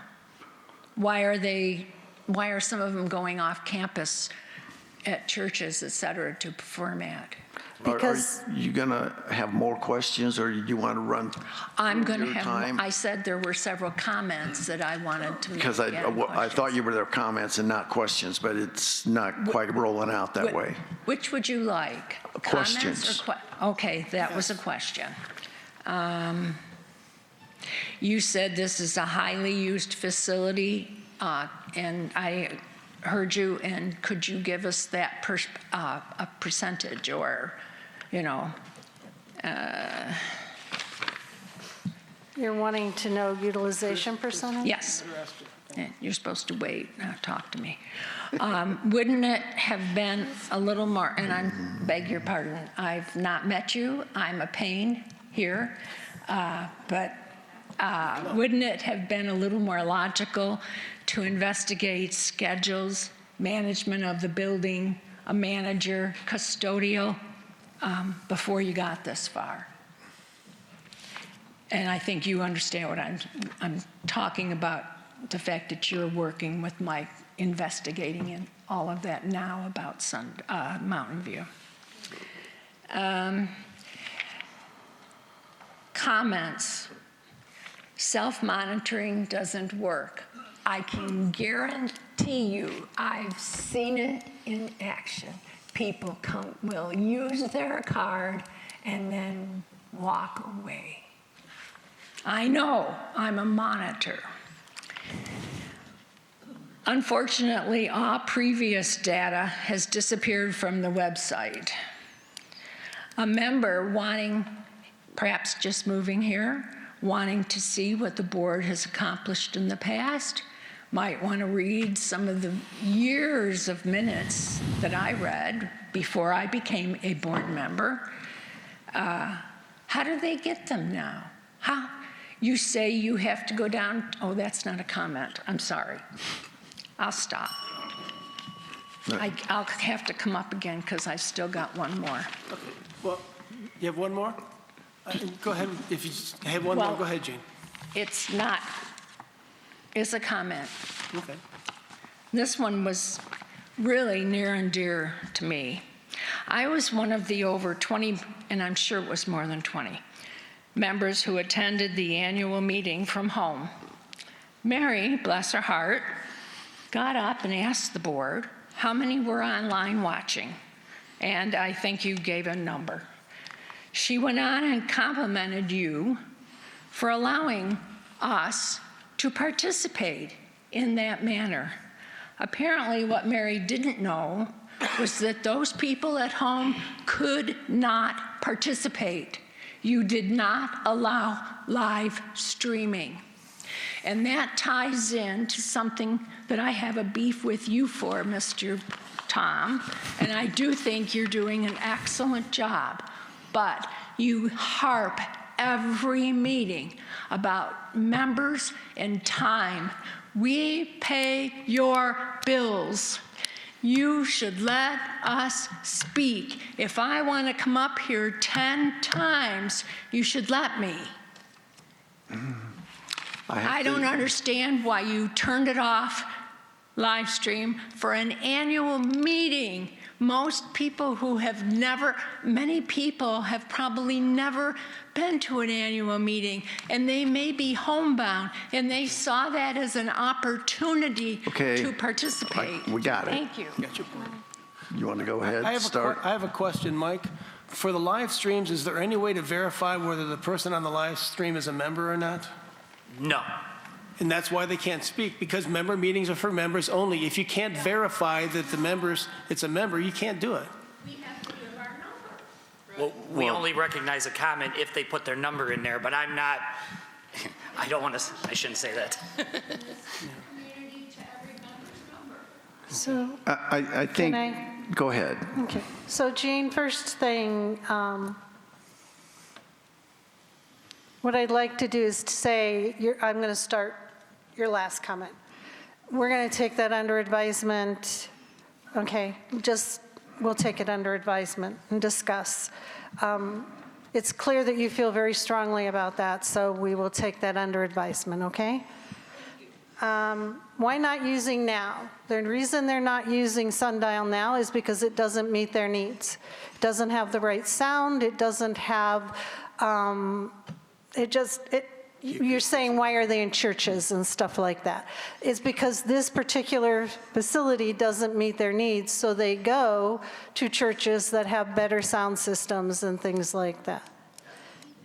Yes. No, the acoustics are horrible here. Well, the acoustics are horrible here. So for some of the performances, this big open space, it just doesn't meet their needs. Unfortunately, there are different facilities you use for different types of performances. Part of what they're weighing in on is ensuring that the acoustics, as a normal part of building, not as a special ask, but as a normal part of building, meets the needs for those types of performances. So that's why not using now, okay? Utilization numbers for Sundial, I'm going to ask Mr. Diermeyer, do you have and I'm really putting him on the spot because I think he's going to tell me no, but do you happen to know off the top of your head the utilization percentage here?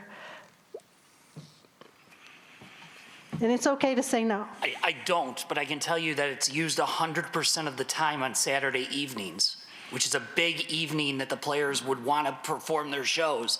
And the dance clubs that are here on Saturday evenings do not want to move. There are 2 carts back there for the Rockin' Through the Years Club. They can't move their stuff. It would be an issue trying to get them to move to another facility for one-off things. Plus, one of the things we keep hearing from the dance clubs is this wooden floor is really good for them. If you put them on a cement floor or something like that, it's just tough on old bones. So one of the things they really like about this facility is the wooden floors have more give on them, and it's better for them for what they do for dancing. So the other thing, well, anecdotally, what I can tell you is I'm in and out. On a regular basis, this space specifically is taken up doing things. And sometimes the utilization percentage is not a reflection of the number of days that people use things. And I know, so I've had conversations with members who have specifically talked about how many days is something used. And this specific facility is used a lot of days.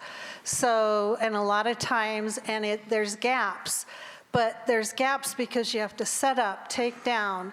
There's reasons for those gaps, right? Which has a different type of impact on numbers. So, and with regard to your club numbers as a data person, yeah, I wish we had a better way than self-reporting. I do. We don't right now, but I wish we did.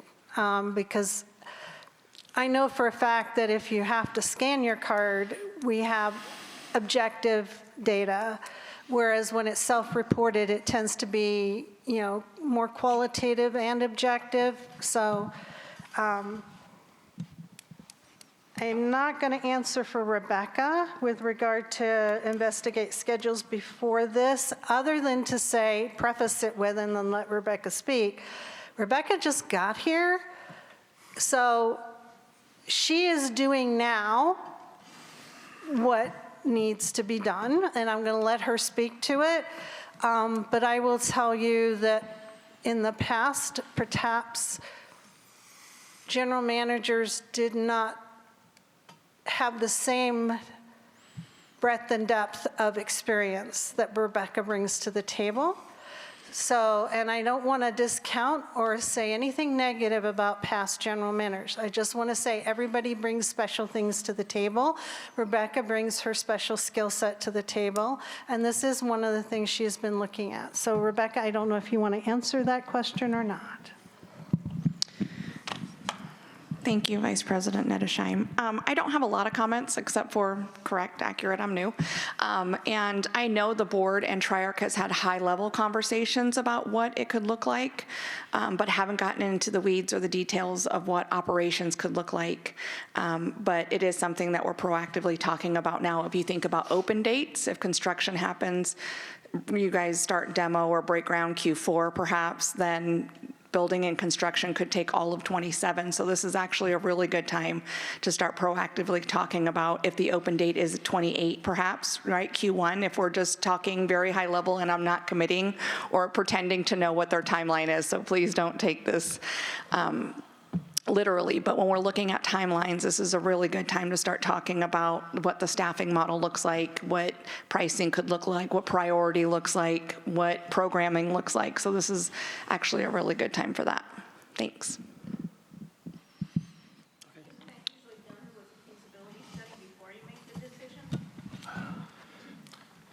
Feasibility study. Susan, as I was trying to explain to Mr. Fast earlier, the feasibility study was 6 months of talking to members. What did the members say should be there or not be there? They're the ones who came back with the feedback about we needed to do something with that facility, with that site, and gave us a lot of ideas about what they wanted to go there. And I know we've maybe hounded on this member-driven concept, and I've certainly got the pushback from some individuals here that they're tired of hearing member-driven, but it was member-driven. 6,000 members drove that decision. If that wasn't adequate due diligence and feasibility of what the members wanted to see, then I'm sorry, we just have a difference of opinion about what due diligence is, because I thought that was more than adequate research as to what our members wanted. Not everybody agrees. Understandable, no problem with that. But we certainly got extremely strong signals from the membership about what to do at Mountain View, what it should include, what it should not include, and some things are going away there, and we certainly got pushback on that too. But it was the members who said, this is what we want to see. It wasn't the board, it wasn't management, It was the members. So the other piece I'd like to add to that is that there were utilization numbers. So there was usage numbers from all, so we sent to Triarch the same information that Mr. Fast asked and we sent to him, asked for and we sent to him, is the information that Triarch had.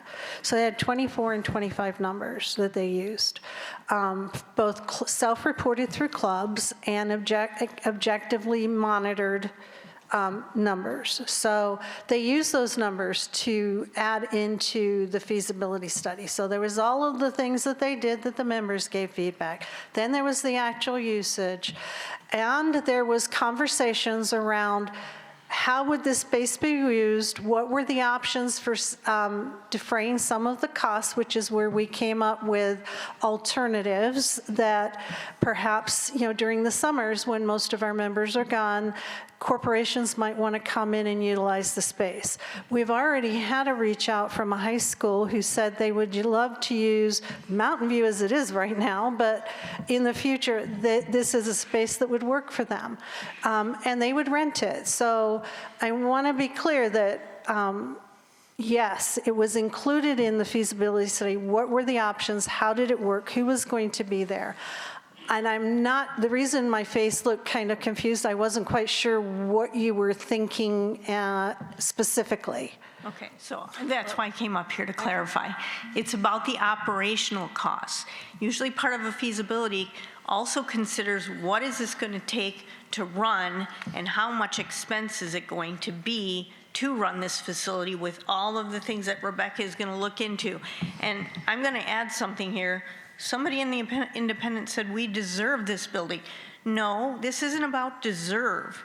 It's about what is best for Sun City, and do we financially have the ability to construct another facility that will handle performances, and where are all those numbers? That's what it's about. Okay. It's not about, you can tell me till you're blue in the face, and hopefully you guys prove us wrong and it'll be stacked with people, but I'll be shocked. And I understand your position and I respect it. I will say that with regard to what you were specifically asking, yes, we did talk about and look at what it would cost to run the facility. We know we have to have a centers leader there. We know we're looking at an alternative option for a centers leader there, perhaps something more in line with what that site will be.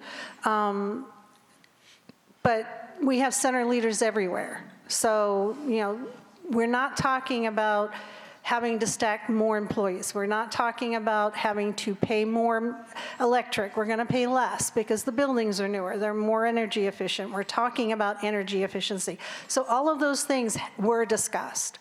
So to answer your question, yes, they were discussed. Okay. Number 76, please.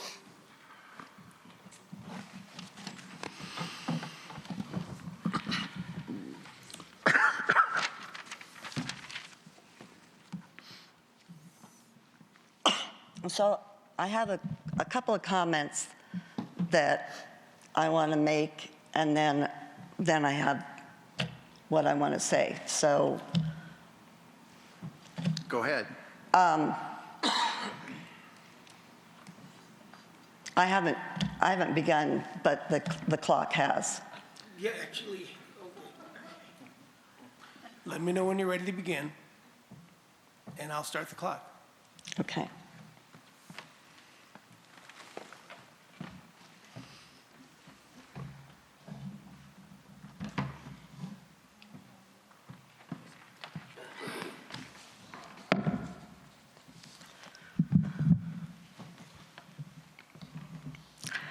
Lori Ellingson, 1333-35. David Stevens is known for this quote: "The truth is still the truth, even if no one believes it. A lie is still a lie, even if everyone believes it."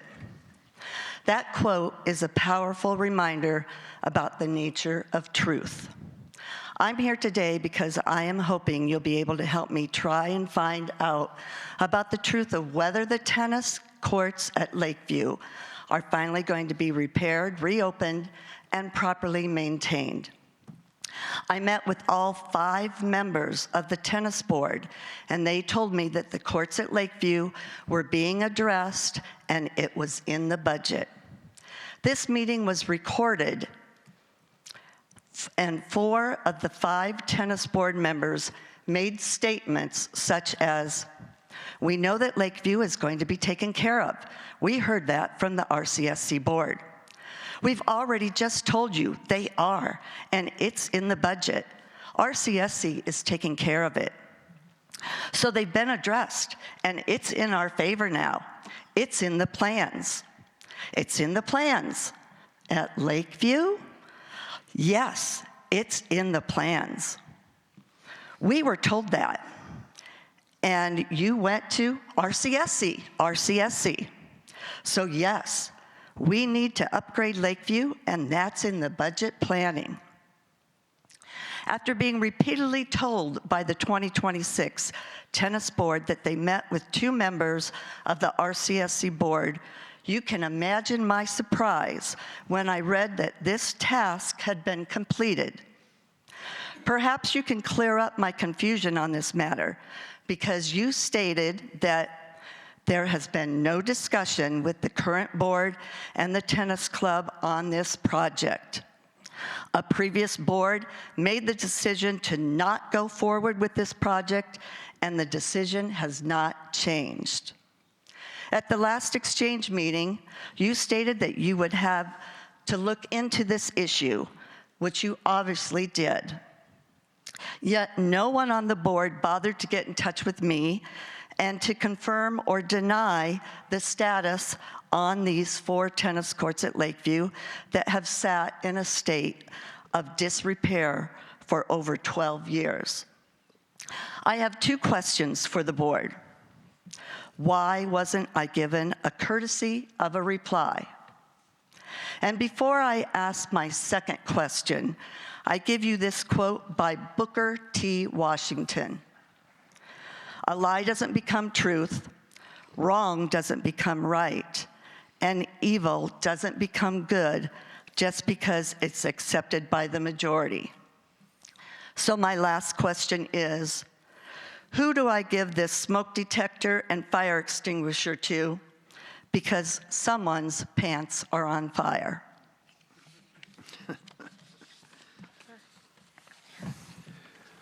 Well, I do not know who you would give that to. Normally, you did not get a specific reply because that's not the protocol. You come to an exchange, you make a comment, we go back and look at that. We have what are called informational meetings after an exchange, and we go through every comment that was made and determine whether it belongs on this sheet and what response should be given, and then that's given at the next exchange. So that's what happened. So I'm sorry if you thought, you deserve something more, but you were treated equally to everybody in the room. So I'm sorry if that was not satisfactory for you, but it was simply the protocol and you were treated fairly. And it's still confusing to me where this came from, because there was no discussion at my level in this organization about doing anything with those tennis courts in the near term. What's been discussed is what happens to Lakeview in the long term, and that's a long ways out because we still are working on Mountain View right now. We'll get to Lakeview, and most of these folks will probably, I hope, be around to work through those issues. But that has not been addressed. I don't know where those comments came from or how they were. You state them with such conviction that I'm confused, because there was no discussion or any BP 16 presentations or recommendations to do anything with those tennis courts that I have ever seen at this time. Everything is down the road for Lakeview. We're focused on Mountain View right now. So I'm sorry if you were, in fact, I don't doubt that you heard what you say you just reported. I'm just going to tell you that there were no discussions at my level with this board approving anything on those tennis courts. So I'm sorry about that, but that's where we're at. And to add on to that, there's a big difference in opinion and thoughts here. We had a discussion with the president of the current tennis club board, who does not remember having the conversation with them, with you, that you say you do. So there are differences of statements between you and the board about whether that conversation that you say actually took place or not. So I don't know what else to say, but the president said we didn't have that discussion. So I went to a COC meeting, Club Organization Committee meeting, and I tried to present the audio recording of that conversation, and I was denied. I was told that I was not able to even address the issue. She's the chair, I'm the vice chair. No, you didn't ask that, Lori. Ask that question at all. You never did. Let's. Because we're looking at just the. Also, I did speak with you, Jana Mapes, and I also spoke with Steve Collins, who was on the COC committee at the time. I asked if you had had a conversation with the tennis board, and you replied no. When was this? In January, at the January COC meeting.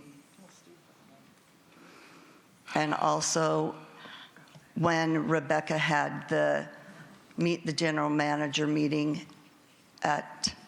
it wasn't a meeting, it was a meet and greet over at the South Golf Course. Lori, that was the meet and greet. And Steve and I were discussing, just talking. You came up and you talked about everything but that. You never mentioned Lakeview. You were talking about why they suspended you from the club. That's it. So Okay. I don't know Let's what. stay on topic here. Okay, so are you willing to meet with me and the tennis board and let me present everything that I have? Is that not moot at this point? I mean, there's nothing that I'm aware of that has ever been brought forward to justify addressing those tennis courts right now. I get that you want to get to the bottom of who said, when, what was it said. So I don't disagree with that part, but I'm not sure where is that going? We're not going to do that. There's a behavior pattern of people not telling the truth and not allowing that to come out.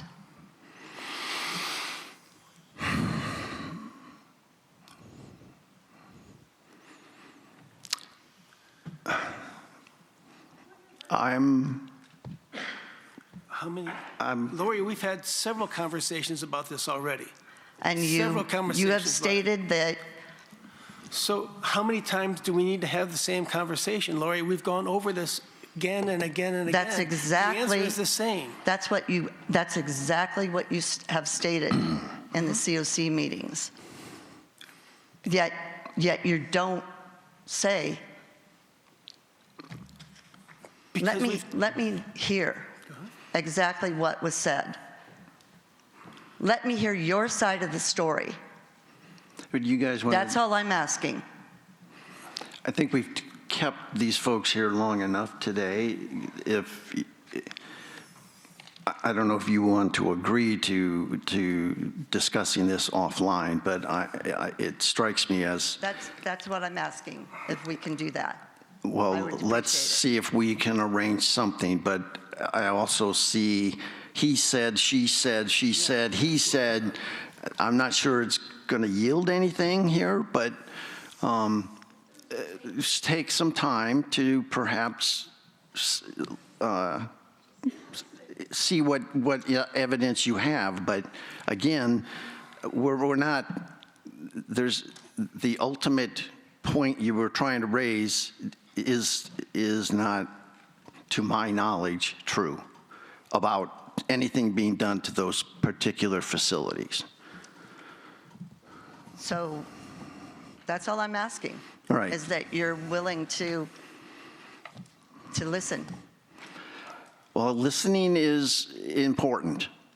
I'm sensing that there's been some listening already and that perhaps there's still some disagreement as to whether or not it was productive.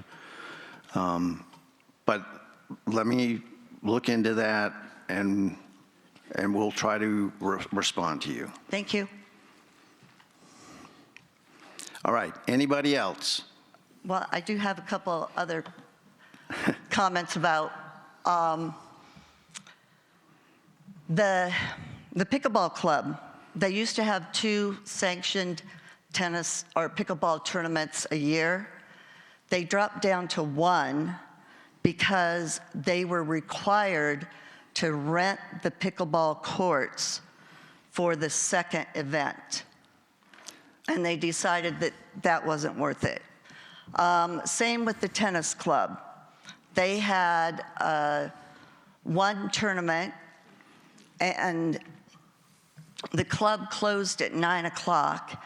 They weren't finished. They were in the middle of the championship game, and we were told that we would have to leave the facility and come back the next day to finish the match. And if we had finished it that evening, we would be required to pay rent for use of the courts. Well, it does say in your policy that each club is allowed 1 sanctioned event.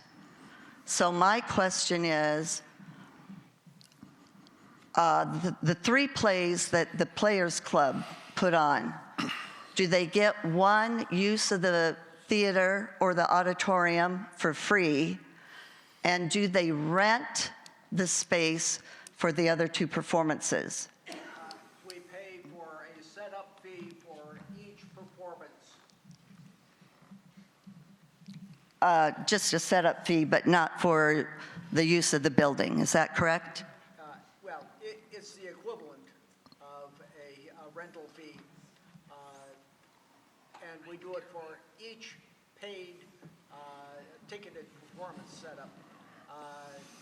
We don't pay for monthly membership meetings, but we do pay for all of the productions, not just past 1. And how much is that fee? I'm not sure what the okay, fee is. guys, we're kind of lost control of the meeting Well, here today. The reason is that the handbell ringers, they had a performance yesterday at the American Lutheran Church. Fine. I spoke with one of the members of the handbell club, and this was over a year ago when they were performing in another church. And I said, why aren't you performing at the facilities here on the RCSC? And I was told that they would have to pay rent in order to perform here. Well, I've spoke to them as well, and their response to me was very blunt and very forceful that this is an inadequate facility for them and they will not perform here. It had nothing to do with money. That is, I can testify, that is exactly what I was told. So the ukulele club, they perform. Where is this going? Well, the clubs are performing everywhere but here. So I'm wondering, why would they want to perform here when they're required to pay rent, when they can go to a church and not only not have to pay, but the church pays them? The Sun City Orchestras just performed a month ago at Lakeview United Methodist Church. There were 159 people that attended. They took a goodwill offering of $10 a person, and 100% of what they took in was given to the orchestra. The ukulele club, they presented at United Methodist Church last September. Not only were they paid $150 for the performance, they were given free meal, which everyone else paid $8. So I do not hear any other club come up to any of these board meetings and say, we definitely want a theater. We definitely will perform there. Well, did we not list all of these groups just a few minutes ago? You did list them, but what I'm saying is, are you willing to reach out to each president of all of those performing clubs and ask them, will they use the theater? We already have. Yes, we already did. And the piano club, are you making room We for? already have talked to all of the clubs, Lori. We've And done they all have said, yes, we will use it. We have listed the ones that have said that they have weighed in, they're part of the stakeholder discussions. We have had those conversations. I'm not sure what happens at churches. Churches are different. I know that you've talked to people in different places, but we have been working for over a year with these clubs, from programming, vision programming, all the way through to design. We are talking with them, okay? We're doing it. We are talking to them, and they are talking to us about committing. Okay, I think we've kind of exhausted this, and I appreciate your comments, Lori, but I think we're just at a point where it's not benefiting anyone who's still here, you or us or any of the members.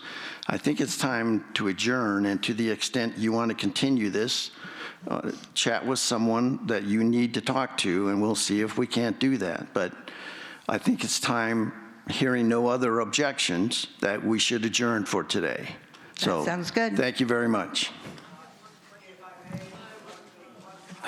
Mary has something she wants to say. Approach. We need to just let them. 30 seconds.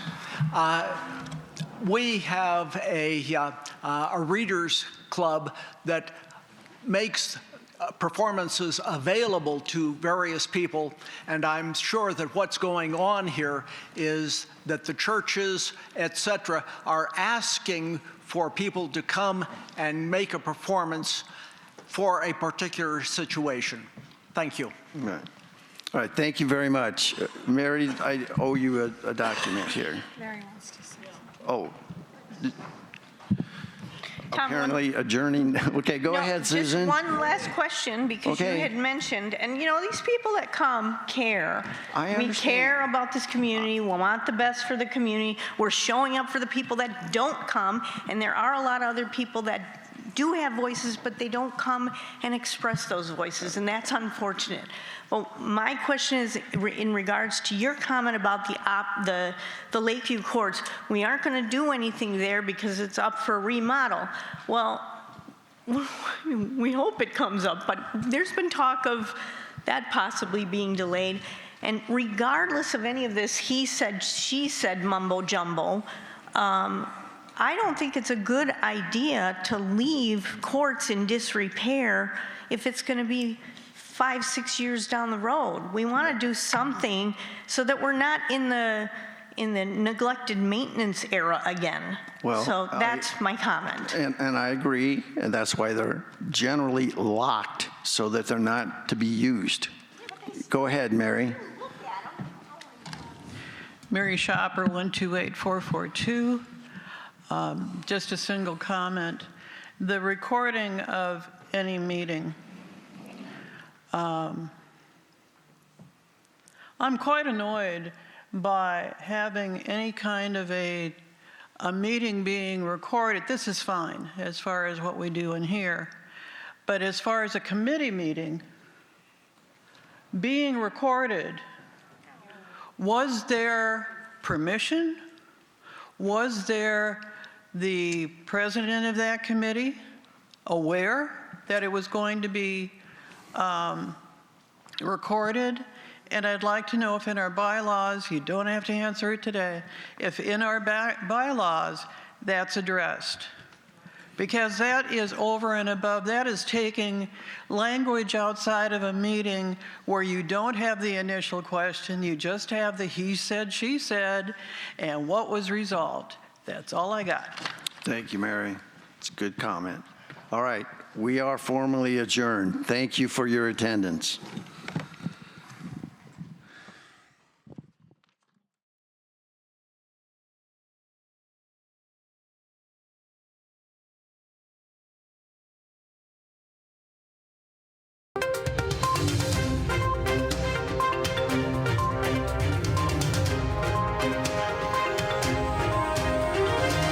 This is a copywritten production of the Recreation Centers of Sun City Incorporated and is intended for the sole purpose of informing our Recreation Center members.